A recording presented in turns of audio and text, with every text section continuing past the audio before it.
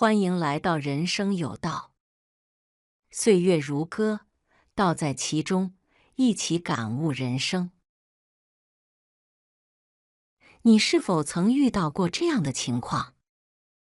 在一次聊天中，对方随口抛出一个看似无关紧要的问题，而你没有多想，直接回答了。结果，没过多久，你的回答变成了对方在某些场合利用的画饼，甚至让你在某些关系或职场竞争中处于劣势。为什么有些人总能轻易地看穿你的心思，甚至在你还没开口之前，就已经知道你会怎么回答？今天我们要探讨的是心理学中的一个策略——不回应。这种策略不仅关乎你的隐私保护，还涉及社交中的权力博弈。学会它，不仅能让你在人际交往中掌握主动权，还能避免被不怀好意的人利用。什么是不回应？不回应并非简单的沉默，而是一种心理策略。它指的是在社交互动中，有意识地控制自己的回应方式，以避免泄露过多信息，尤其是在面对带有试探性的问题时。使用不回应策略的人，往往能通过延迟回答、模糊回应或巧妙转移话题，避免让自己处于被动。不回应常见的3种方式：一、延迟回应，不给对方立即获取信息的机会，先观察情况再做决定。2、转移话题，让对方无法继续追问，从而掌控话题方向。3、模糊回答，既回应了对方的问题，但又没有提供具体的信息。在现实生活中，这种策略常被高情商的人运用，以保护自己的隐私，防止信息被滥用。小李是一名刚入职的职场新人。在一次公司聚餐中，同事小王随口问道：“听说你之前在一家小公司工作，工资很低吧？”小李没有多想，直接回答：“是啊，那时候确实挺难的。”结果，小王在后续的工作中，总是有意无意地提及小李的低薪经历，甚至在一些关键项目中暗示小李的能力不足。小李这才意识到，自己当初的秒答让对方抓住了画饼。如果小李懂得不回应策略，他完全可以这样说：“每段经历都有价值，之前的公司也让我学到了很多东西。”这样的回答既回应了问题，又没有透露具体信息，让对方无从下手。为什么不回应是一种权力博弈？在心理学中，回应速度往往被视为一种权力信号。快速回应的人容易被认为缺乏思考能力，习惯性顺从，容易被操控。冷静思考后再回应的人，往往显得更加理性、成熟，有更强的掌控力。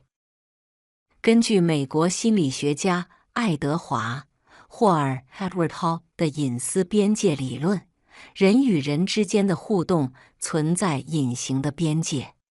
如果一个人总是迅速、无保留地回应别人，那他就等于向外界敞开了所有的个人信息，而这种无形的透明感会让自己在社交关系中处于劣势。那些善于观察、不轻易表态的人，通常在社交中拥有更大的控制权。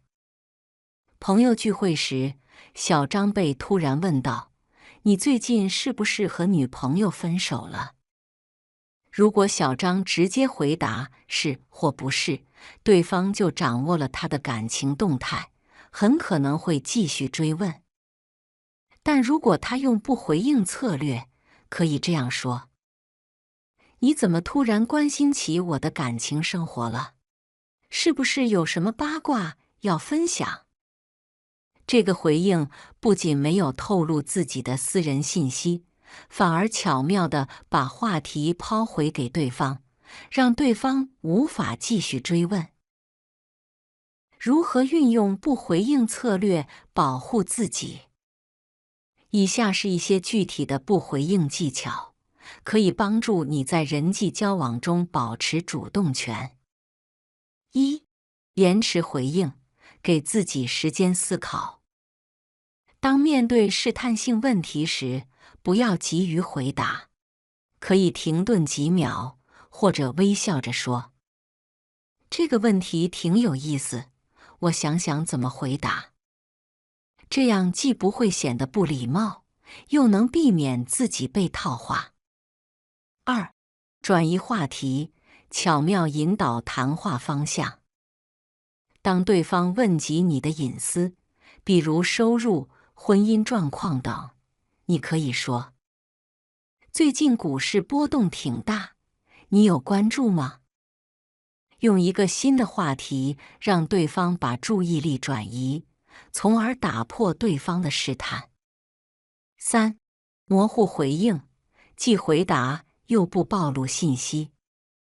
如果对方问你工资多少，可以这样回答：还行，够用。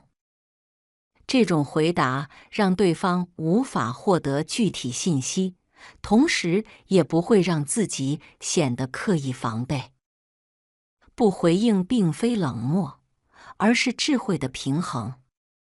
需要注意的是，过度使用不回应也可能带来负面影响。在信任关系中，比如亲密的朋友、家人之间，适度坦诚可以增强彼此的情感连接。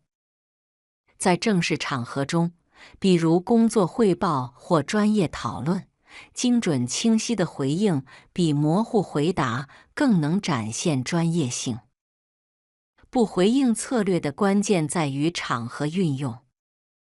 当你面对试探、操控或隐私侵犯时，学会保护自己，但在真诚交流的环境中，适当的开放也有助于建立深厚的关系。在人际交往中，我们无法避免被他人试探，但可以选择如何应对。不回应并非拒绝沟通，而是一种有策略的回应方式。延迟回应、转移话题、模糊回答是有效的社交工具。学会权衡，在适当的场合保持神秘感，同时在值得信任的关系中展现真诚。当你掌握了不回应的艺术，你将不再是社交中的被动者，而是能主动掌控话语权的人。